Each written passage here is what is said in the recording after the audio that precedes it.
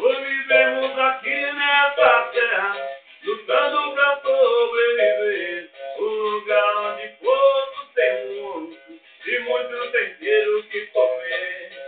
Olhando isso eu fico triste, me pergunto qual é a solução.